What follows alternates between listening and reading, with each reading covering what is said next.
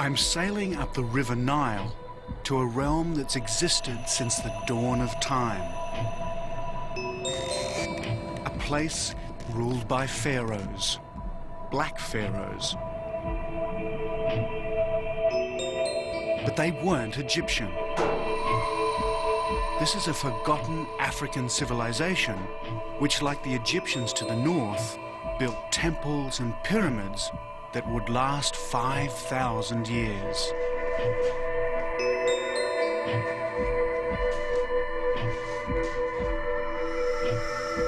So my journey takes me 1,000 miles up the Nile, deep into a desert where temperatures soar to 120 degrees.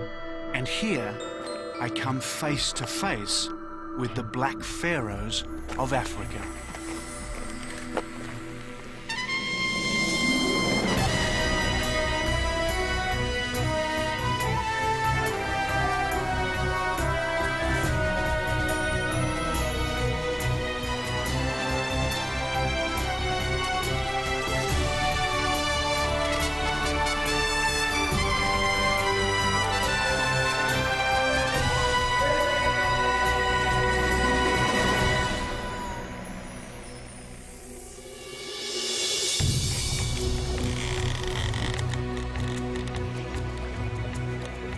Hello, I'm David Adams, and this is the Sudan.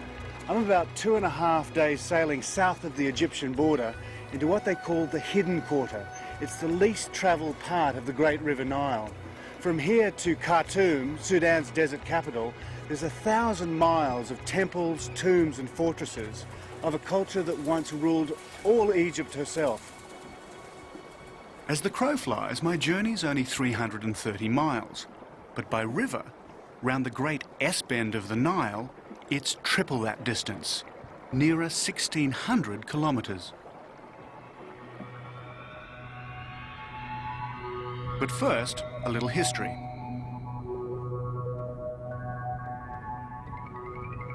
Nearly 3,000 years ago, in the 8th century BC, Shabaka, king of Nubia, conquered Egypt. His dynasty was to rule the Egyptian Empire for over a century, the 25th Nubian dynasty.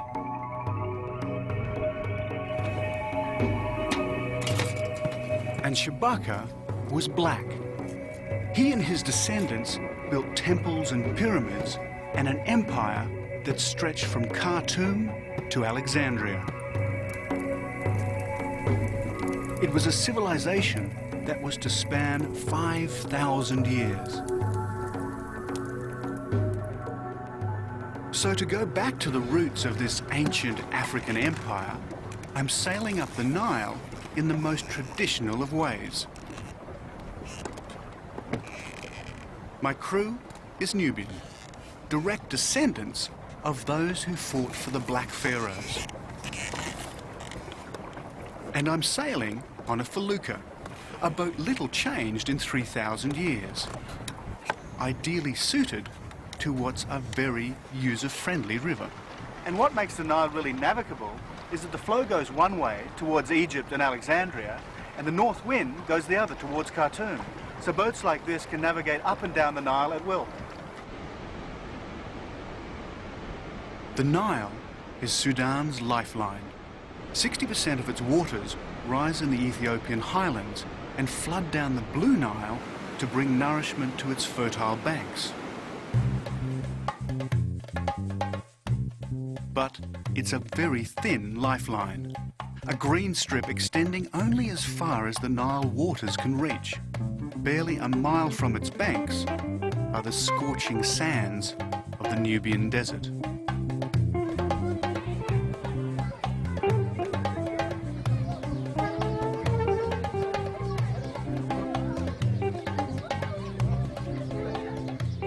Today, the Nubians of Sudan live in mud villages much as they've done for centuries.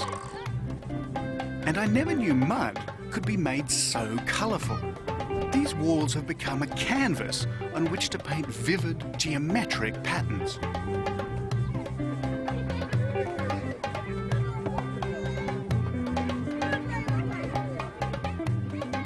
Again, I'm going back in time. These villagers' ancestors would have once lived under the rule of the Black Pharaohs. Provided they paid their tribute and worshipped the ancient god Amun-Ra, the pharaohs would have been benevolent. If they'd defaulted, they would have incurred the pharaoh's wrath. Today, the villagers are Islamic, and in true Islamic style, they extend a welcome to all strangers. They really are incredible, these buildings. You'd think you were in Mexico with all the painted adobe houses there, instead of right in the middle of the Sudan.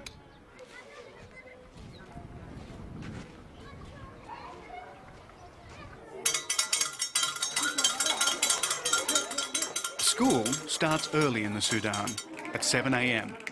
And as Westerners seldom pass this way, the school teacher grabs his opportunity. He wants me to tell his students about my home country, Australia. أشهر المدن في أستراليا مجاهد Sydney. Sydney. Yeah, that's where I come from, Sydney. قال بوينت وثاني Do they know this one? Yes.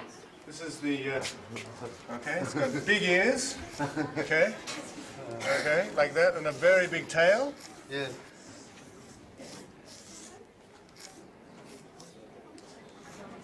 They know this one?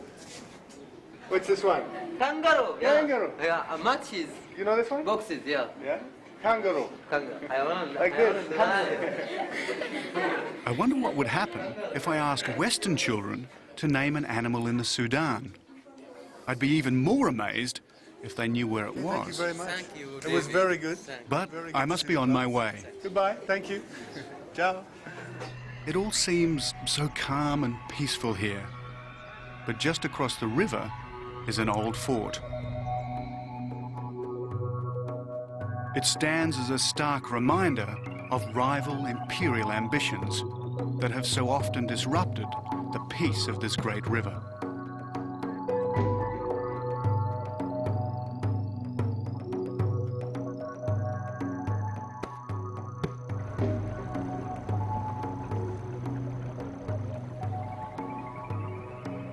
And here's another monument, a temple built by an Egyptian warrior, Amenhotep III, great-great-grandfather of Tutankhamun.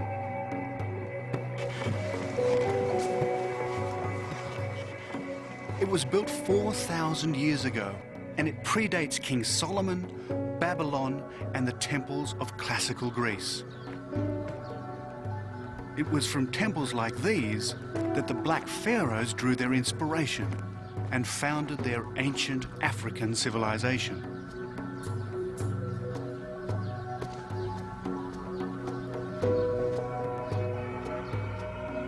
Walking amongst these columns and fallen masonry, you can't help but admire the workmanship. They're thousands of years old, yet it seems they were carved yesterday.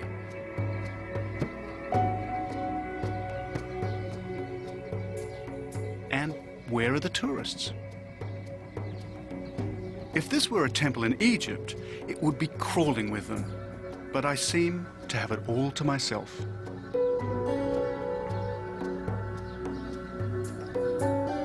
In Amenhotep's day, this was an imperial outpost marking what was to him the ends of the earth. Behind was Egypt, the known world. Beyond was Black Africa and the Nubian province of Kush.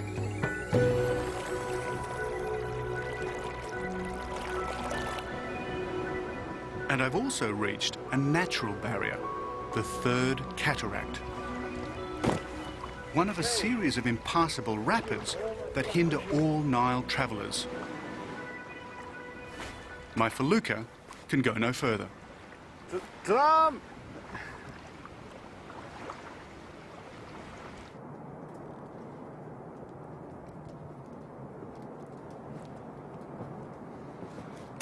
And as if to rub in the point, on the cliff high above the cataract, there is an old inscription warning of danger ahead.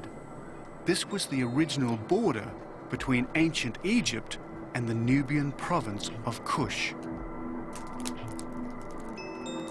Tomorrow, I join the trail of another warrior whose imperial ambition ran headlong into that of another would-be African pharaoh.